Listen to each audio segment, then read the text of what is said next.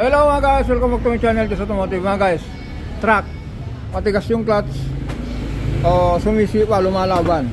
Ito ang naging problema mga guys. Ito, singaw po itong itong hydrovac, clutch hydrovac niya. Okay, yung pinaka booster hydrovac ng clutch. Kasi mga guys, ito singaw. Kung singaw po ito, hindi makawala ng hangin.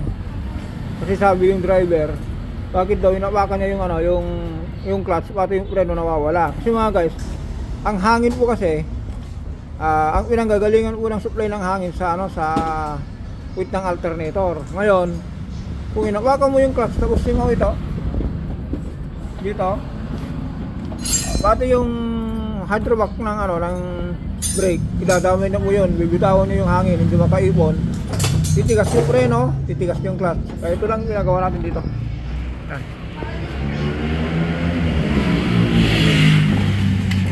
Yan. Konting kalaman lang yung mga guys Ulitin ko. Kung ang kung ang clutch nyo po matigas, lumalaban. Tapos, ang unang troubleshoot natin dito sa ganitong problema, yung supply ng hangin. Kung malakas naman supply ng hangin, baybayin natin yung hose, baka may butas. Pero ang problema lang talaga nito, ulitin natin, kung clutch ang problema, kung inapakan mo na meron kang naririnig na parang sumisibol, yung humihigop na hangin, ito po yun. Ito po, singaw na po dito. Singaw na po ito. Tapos bukod sa singaw na yan, ito. Kaya sir, baka gusto mo makita sa YouTube? Ha? Nag-YouTube ako, gusto mo? Ano? Makita sa YouTube? Kaya tinatanong ko, baka mamaya ayaw mo eh. Pwede. Ayan sir, yan. Siyang driver nito, yan si Bossing Opo. Yan, matagal na natin silang customer. Ngayon, ngayon ko lang ngayon ko lang na-encounter pero. Kuya Jess? Ha? Ano ba, mo page, mo sa YouTube? Yan, Just Automotive. Makikita mo yung kagwapuhan mo dyan. Okay mo, Just Automotive. Yan, ipatry natin sa kanya kasi kanina dumating dito, nagre-reklamo. Kung sipain mo raw yung clutch, sumisipa rin, kaya ayun Ito kay Jess. Ayan, yan. Thank you. Ayan mga guys, patry natin sa kanya. Ulitin natin, ang issue nito, natanong na lang natin sa kanya kasi siyang nakakaalam eh. Pero wag naman tayo ang gumawa, syempre. Tapos tingin natin. Pero tingnan natin kung anong comment niya. Ngayon, nag-rent pa tayo ng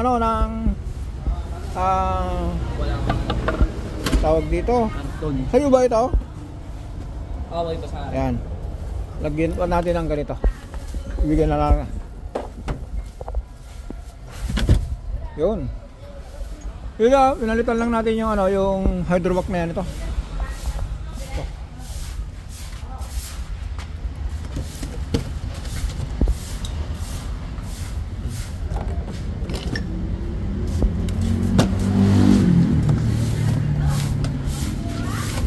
Yan, bigyan natin sa kanya kasi kailangan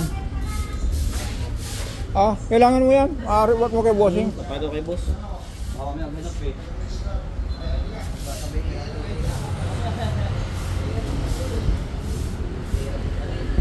Ito regular customer natin. Dalawa yung truck na ginagawa natin sa kanila. Ito yung siguro may isang taon na yung general overhaul. Pinalitan natin ng liner, piston ring, general. Kaya ngayon dahil siya na lang ang magsasabi kung okay na.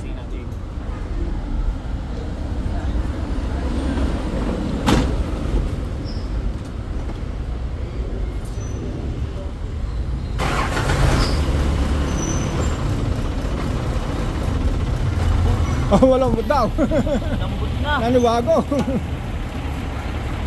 Parang naglalagaw ka na dyan. Lambot na.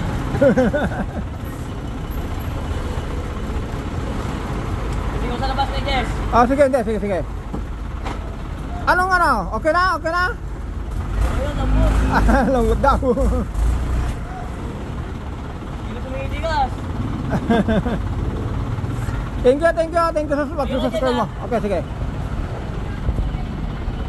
Ayan mga guys, short Short video lang tayo dito.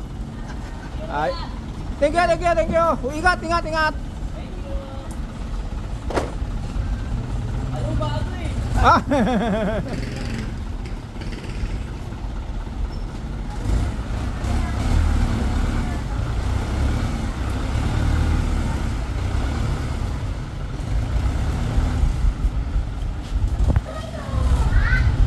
Okay. Bye-bye.